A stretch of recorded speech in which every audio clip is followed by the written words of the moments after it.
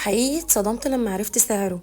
يبقى ليه انا اشتريه من بره وانا ممكن اعمله في البيت بمكونات بسيطة جدا، ومش هتاخد منك وقت خالص، بل بالعكس هيبقى بدل الكمية عندك كمية ازيد كمان.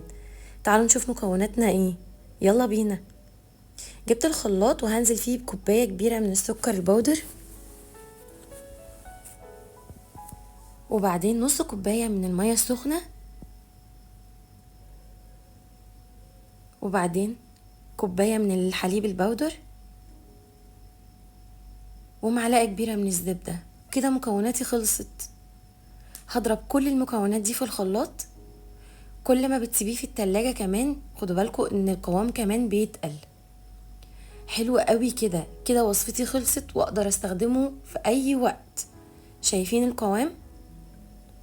طبعا فيه زبدة، وكل ما بنسيبه بيتقل كمان معانا. الوصفة خلصت وعملناها بمكونات بسيطة قوي، ووفرنا السعر اللي احنا بنسمعه بره.